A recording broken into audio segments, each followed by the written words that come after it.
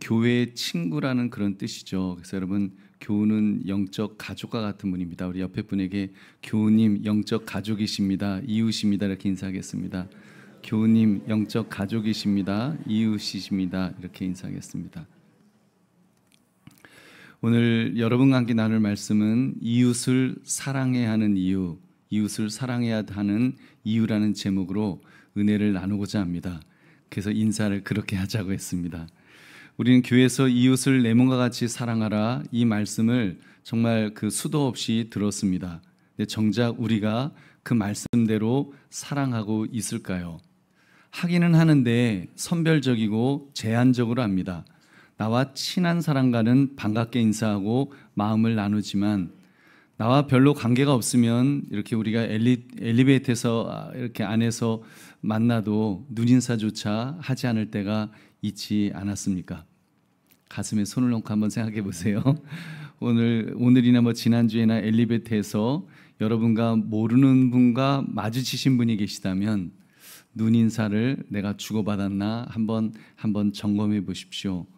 만약 안 하셨다면 우리 교회가 너무 대형 교회라서 그럴까요? 교인이 10,000명이 넘어서 도저히 서로 알 수가 없어요. 그래서 그런가요? 여러분, 아니죠. 제가 뼈아픈 말씀을 드리겠습니다. 이유는 내가 주님의 명령에 순종하지 않았기 때문입니다. 예수님께서는 무엇이라고 하셨습니까? 이웃을 내 몸과 같이 사랑하라고 하셨습니다. 교회 엘리베이터에서 만난 분은 여러분 사실 보통 이웃들, 같은 아파트 이웃보다 훨씬 더 가까운 분이라는 사실을 아십니까? 여러분, 정말 같은 교회를 다니는 한강교회 교우니까요. 교회 친구, 어찌 보면 형제나 자매보다 더 가까운 사이입니다.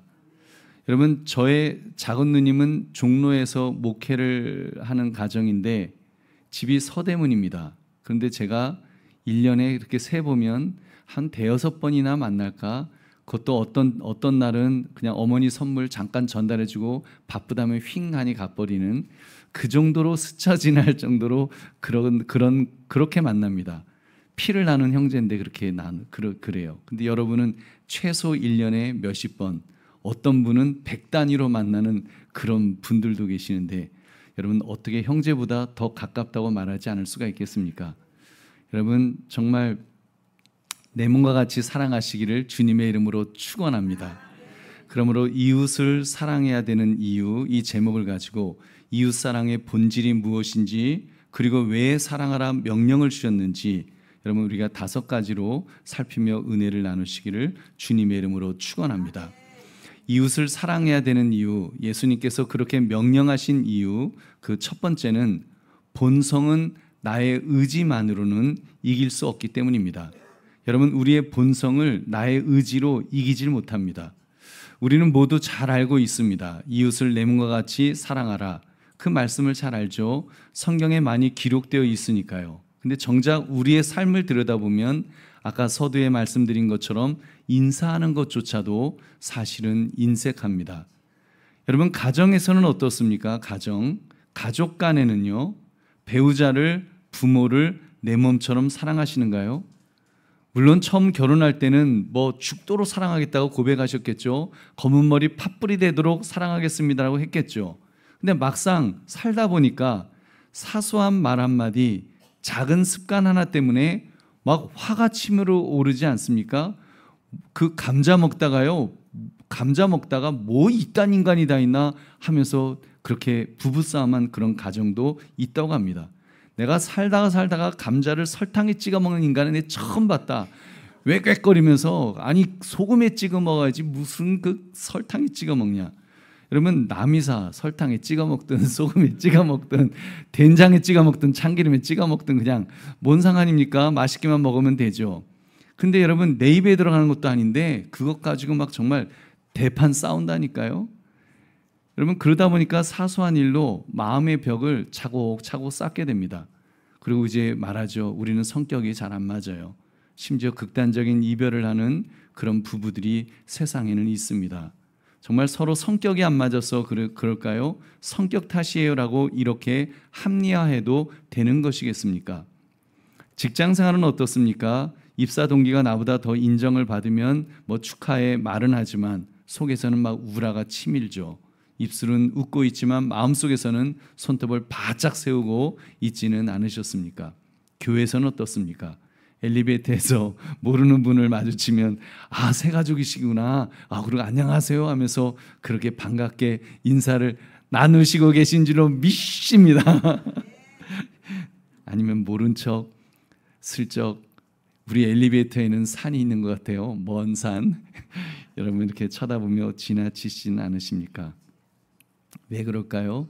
교회가 커서 그럴까요? 아닙니다. 단 하나 이유 때문입니다. 내가 주님의 명령에 온전히 순종하지 않았기 때문입니다. 여러분 물론 성경적으로 외향적인 분도 있고 성격적으로 어떤 분은 내성적인 분도 있어서 그 분명히 차이가 큰 것은 압니다. 저도 좀 내성적인 면이라서 사실 모르는 분하고 인사하는 거 그렇게 쉬운 일은 아닙니다. 근데 본성은 여러분 우리가 내 성격이 어떻든 내 본성이 어떻든 여러분 우리는 말씀 앞에 순종해야 될 줄 믿으시기 바랍니다.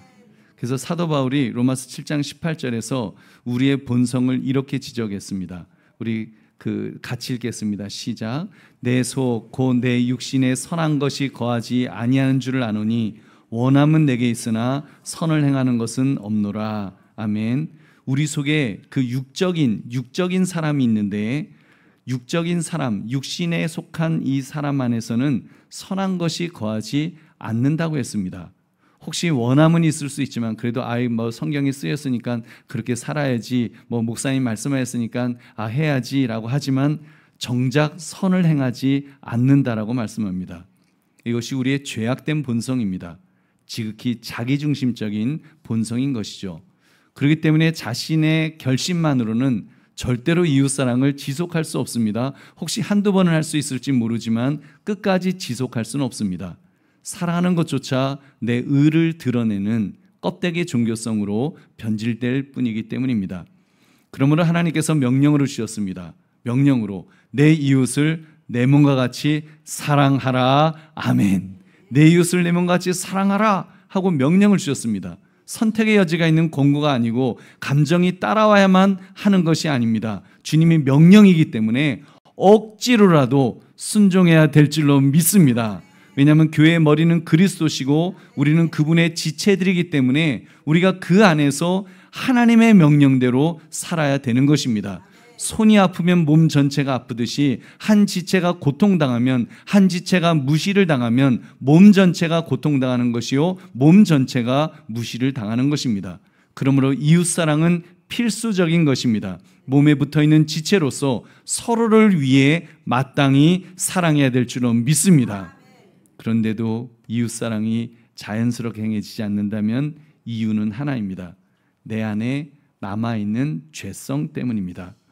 우리 보배로운 성도님들, 결국 우리의 싸움은 나의 성격적인 문제와의 싸움이 아닙니다. 이것은 영적 싸움입니다. 내 안에 깊이 뿌리 내린 이기적인 본성과의 싸움인 것입니다. 그리고 이 싸움에서 승리하는 길은 순종하는 것밖에 없는 줄로 믿습니다. 여러분 순종합시다. 명령하셨으니까, 사랑하라 하셨으니까 여러분 그냥 순종합시다. 종은 주인이 시키면 시키는 대로 해야 되는 것 아닙니까? 여러분 명령을 주었는데 그 주인이 명령을 주었는데 나는 성격이 어쩌고 나는 내 취향이 내가 안 맞고 그렇게 할 수가 없죠. 여러분 주인이 명령하면 그냥 해야 되는 줄로 믿습니다. 여러분 목사인 제가 시켜서가 아니라 장로님들이 시켜서가 아니라 예수님께서 명령하셨기 때문에 순종해야 되는 것인 줄 믿으시기 바랍니다. 보배로운 성도님들, 다시 한번 그렇게 자신을 돌아보십시오. 스스로 자신의 본성을 핑계대며 이웃사랑을 미뤄두고 있지는 않았습니까? 감정이 생겨야 사랑한다며, 나는 성격적으로 사랑 같은 거 낯간지러워서 못한다며 변명하고 있지는 않았습니까? 그런 나의 변명보다 어미하신 예수 그리스도의 명령에 귀를 기울여야 될 줄로 믿습니다. 내 이웃을 내 몸과 같이 사랑하라. 예수님이 저와 여러분의 주인이 되셔서 그 주인이 명령하셨기에 여러분 우리는 그 명령에 순종하여 사랑하시기를 주의 이름으로 축원합니다. 이웃을 사랑해야 하는 이유, 그렇게 명령하신 두 번째 이유는 이웃은 내 몸이 아니라 그리스도의 몸이기 때문입니다. 여러분, 그리스도의 몸, 고린도서 12장 27절 우리 같이 읽겠습니다. 시작. 너희는 그리스도의 몸이요 지체의 각 부분이라. 아멘. 그러니까 여러분, 이웃을 가리켜서, 적어도 교회 교우들을 가리켜서 어떤 존재라고 하신 겁니까? 그리스도의 몸이다라고 말씀하십니다. 너희는 그리스도의 몸이요 그 몸의 각 부분이라. 그러므로 여러분, 이웃은 단순히 나의 확장된 자아가 아닙니다. 이웃은 그리스도의 몸입니다. 그러니까 내 몸같이 사랑하는 말씀은 단순히 심리학적으로 동일시하라는 것이 아니죠. 너의 이웃을 그리스도의 몸으로 여기라, 예수님처럼 여기라, 지금 그 말씀입니다. 여러분, 한번 깊이 생각해 보십시오. 예수님께서는 여러분, 내 이웃을 내 몸과 같이 사랑하라고 직접적으로 명령하신 적이 없으십니다. 구약 율법을 인용하셨습니다. 인용하시면서 말씀하셨죠. 사실 구약의 율법을 보면은 내 이웃을 내 몸과 같이 사랑하라 하신 이 계명, 이 계명의 기준은 내 자신입니다. 우리 자신이에요. 우리 자신이 기준이 되어서 내가 나를 사랑한 것처럼 사랑해라, 그런 말씀이었습니다. 여러분, 그러나 예수님은 십자가를 통해서 새 언약을 주셨습니다. 예수님께서는 그냥 내 이웃을 내 몸같이 사랑하라 하신 것이 아니라 새 언약으로 우리를 사랑하시는데 자신의 몸처럼 사랑하신 것이 아니라고 말씀합니다. 그 정도 사랑하신 것이 아닙니다. 그 이상입니다. 내 몸처럼이 아니라 아예 몸을 내어주셔서 희생제물로 주셔서 그런 사랑을 해주신 줄로 믿습니다. 십자가의 사랑 말입니다. 그리고 우리에게 명령하였습니다. 요한복음 13장 34절 같이 읽겠습니다. 시작. 새 계명을 너희에게 주노니 서로 사랑하라. 내가 너희를 사랑한 것 같이 너희도 서로 사랑하라. 아멘. 새 계명이라고 하시면서 옛 계명이 아니라 새 계명이다. 내 몸처럼 사랑하라신 것이 아니라 새 계명을 내가 주었다. 새 계명. 내가 너희를 사랑한 것 같이, 내가 너희를 사랑한 것 같이 너희도 서로 사랑하라, 이렇게 명령하였습니다. 그러니까 내 몸 이상으로 내가 너희에게 나의 목숨을 내어준 것처럼 그렇게 사랑하라고 지금 말씀하신 것입니다. 할렐루야. 보배는 성도들이여, 성경은 우리에게 그래서 가정에서부터 이런 사랑을 명령하였습니다. 여러분, 가정 안에는, 적어도 예수 믿는 사람의 가정 안에는 이런 사랑이 있어야 됩니다. 남편은 아내에게 이런 사랑을 해야 합니다. 사실 남편들은 에베소서 5장 22절 말씀을 굉장히 좋아합니다. 아내들이여 자기 남편에게 복종하기를 주께 하듯 하라. 그리고 그 말씀대로 복종하지 않는다고 아주 불평합니다. 네, 여러분, 성경은 남편들에게 아내 사랑을 바로 이런 사랑, 예수님의 사랑으로 명령하였습니다. 우리 에베소 5장 25절, 그 22절 다음으로 나오는 25절 우리 남자들만 함께 읽겠습니다. 시작. 남편들아, 아내 사랑하기를 그리스도께서 교회를 사랑하시고 그 교회를 위하여 자신을 주심같이 하라. 아멘.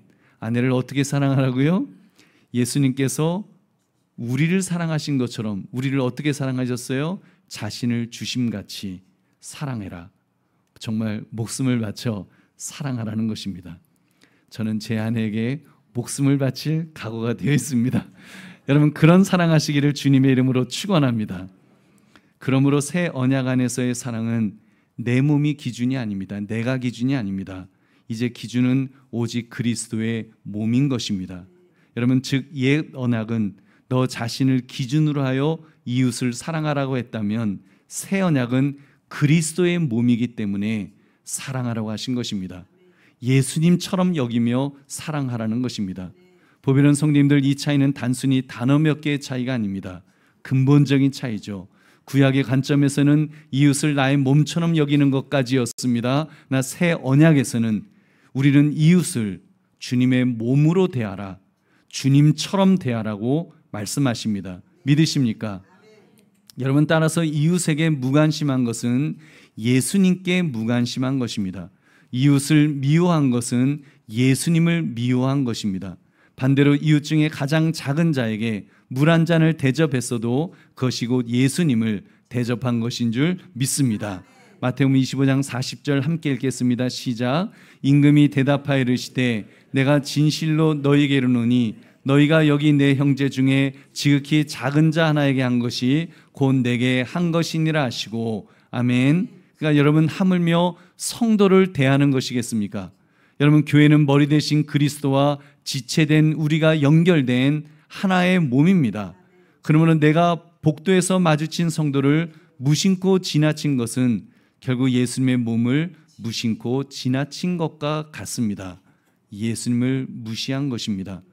엘리베이터에서 눈인사하지 않은 것, 내가 친한 사람하고만 이야기하는 것, 이것은 단순히 예의 부족, 관심 부족의 문제가 아닙니다. 그리스도의 몸을 부분적으로 끌어내는 죄가 될 수 있습니다. 여러분, 우리 사랑하는 청년들에게도 부탁드립니다.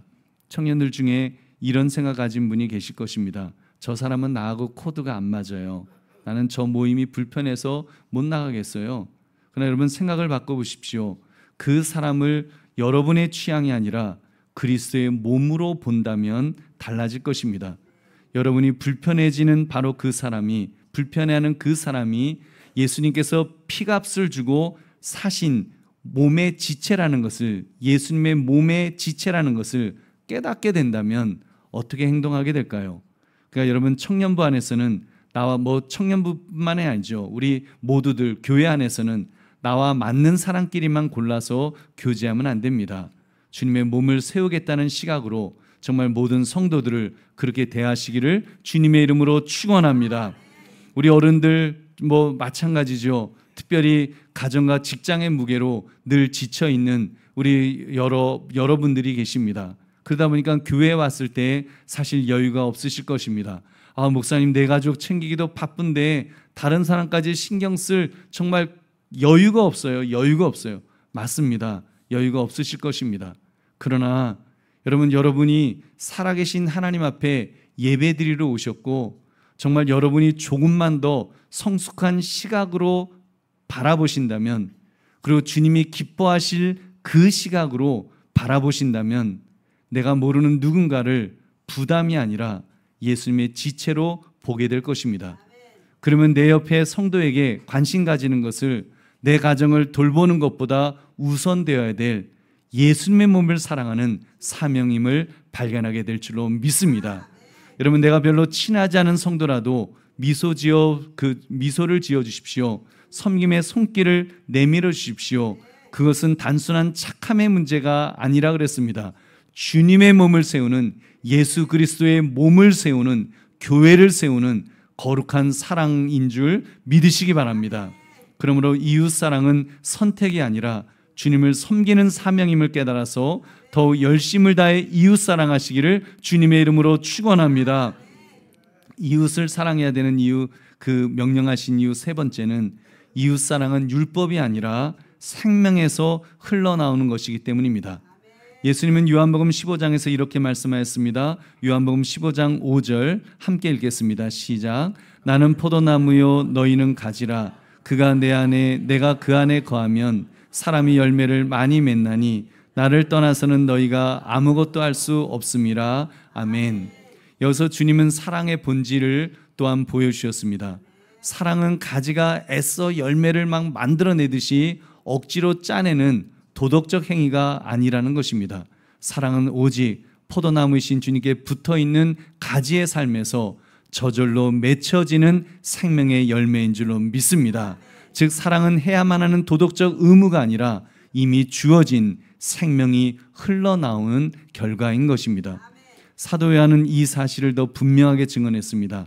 요한일서 3장 14절 함께 읽겠습니다. 시작. 우리는 형제를 사랑함으로 사망에서 옮겨 생명으로 들어간 줄을 알거니와 사랑하지 아니하는 자는 사망에 머물러 있느니라. 아멘. 여러분, 분명히 사도 요한은 말합니다. 사랑은 단순한 도덕의 문제가 아니라고 말입니다.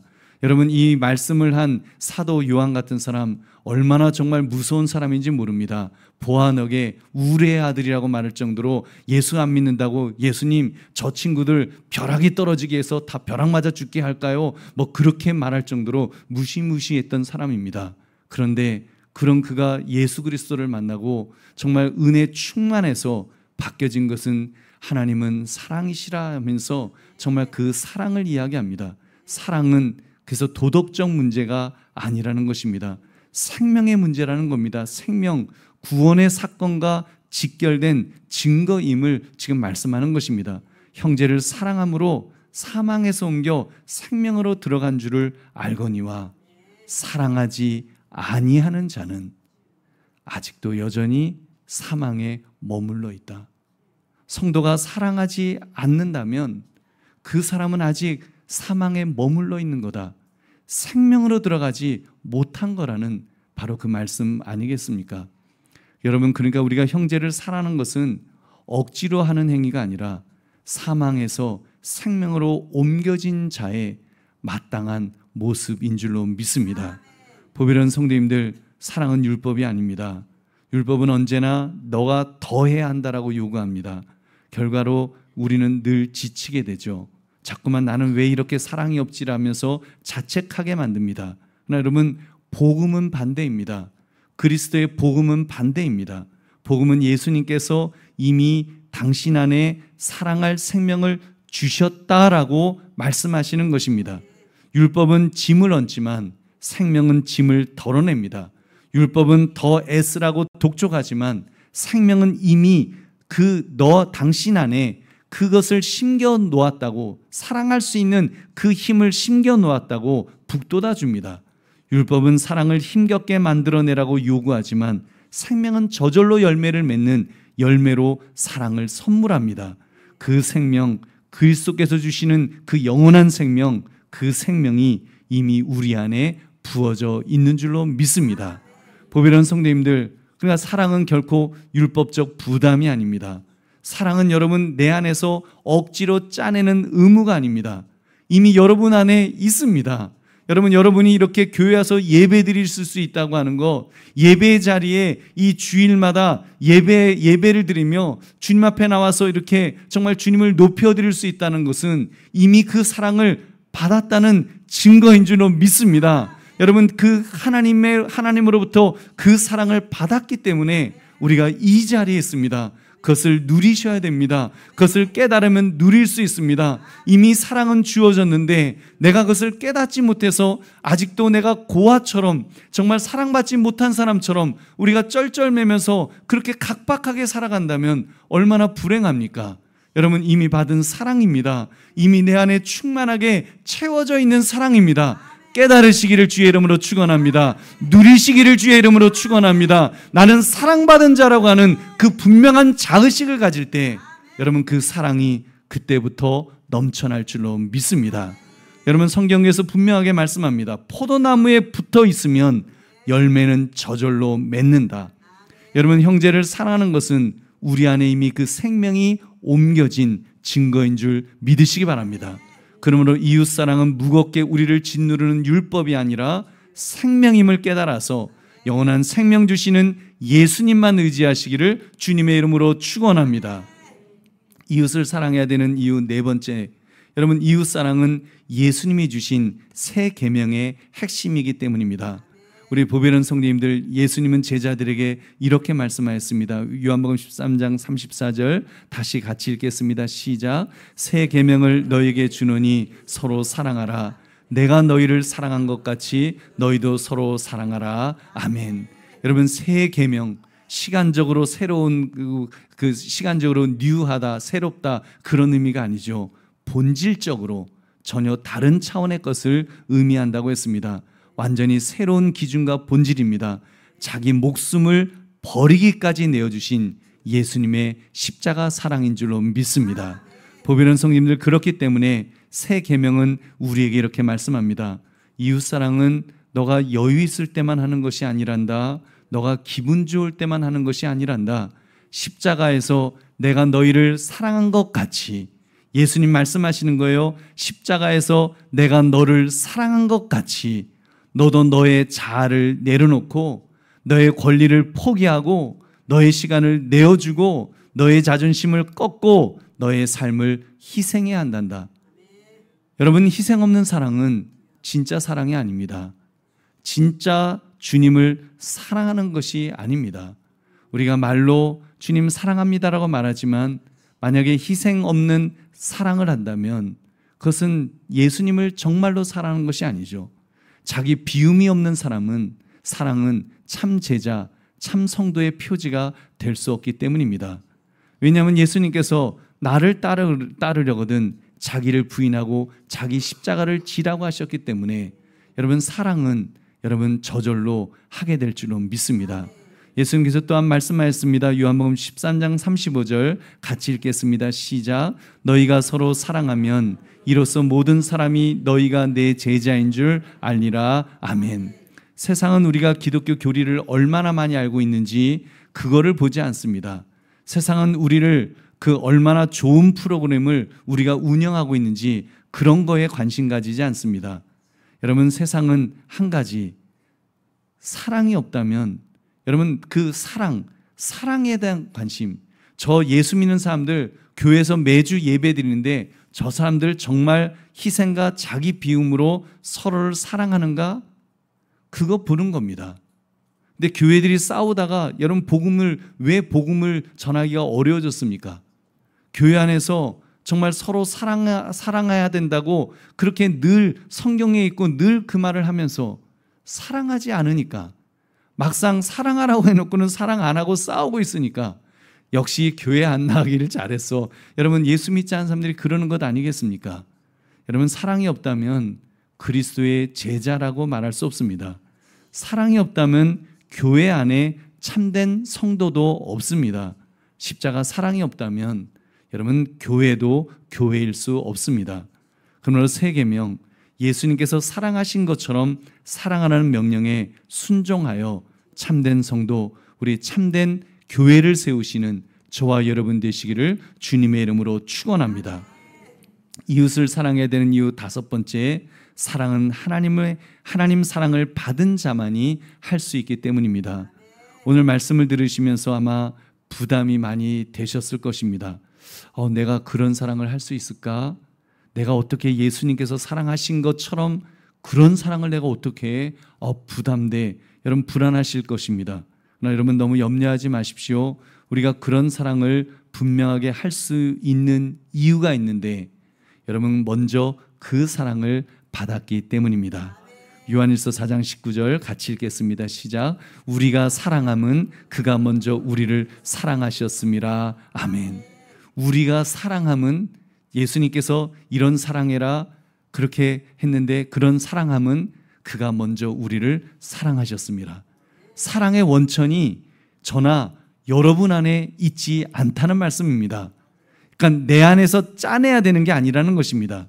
여러분 내 자신 안에서 솟아나는 것은 사실은 조건적인 사랑이죠. 자기중심적인 사랑이죠. 뭐 남녀간에 서로 사랑해야지만 가만 보면 그거 다 이기적인 사랑이에요. 그 덜 사랑하는 사람이 강자라니까요. 더 사랑하는 사람이 약자예요. 끌려다닐 수밖에 없어요. 더 사랑하면 끌려다니는 거예요. 결국은 상처밖에 남을 것이 없습니다. 그러나 하나님의 사랑은 다릅니다. 하나님의 사랑은 우리가 의롭고 사랑스러울 때가 아니라 죄인 되었을 때 먼저 우리를 사랑하셨습니다.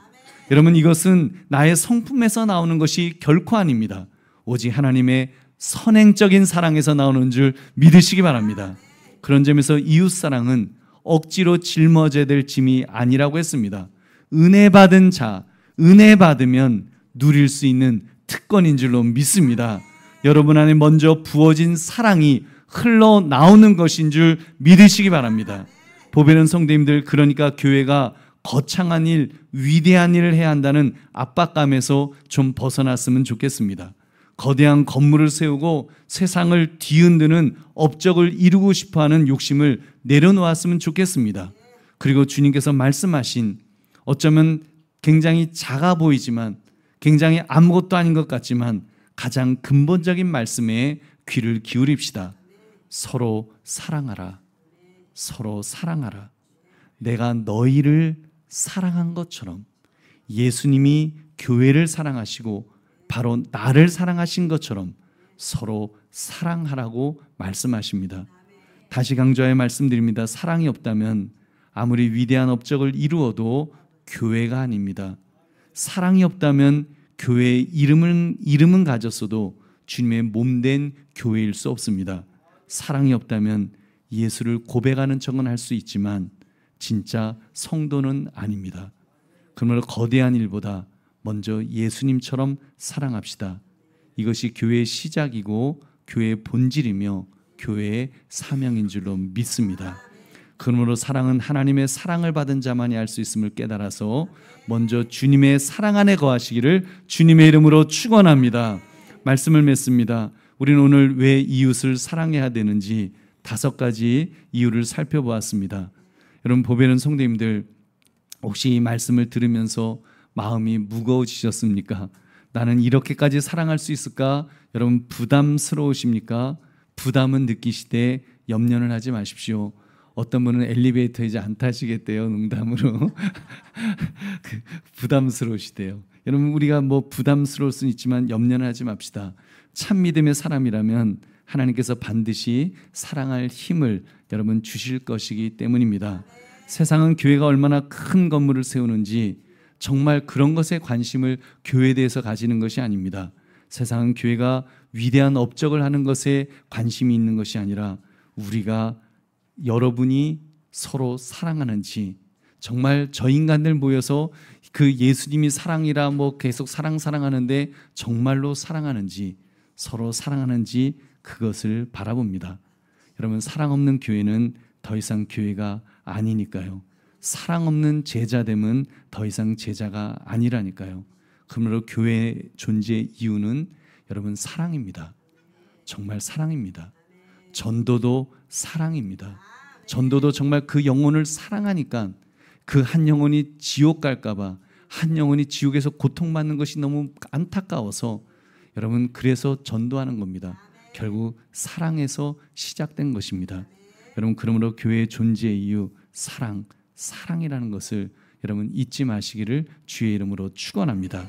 그러면 이웃을 사랑해야 되는 이유, 이 제목처럼 교회가 할 수 있는 가장 위대한 일이 바로 이 사랑임을 깨달아서 여러분, 여러분의 가정에서도 직장에서도 또 교회에서도 이 사랑을 실천하시기를 주님의 이름으로 축원합니다.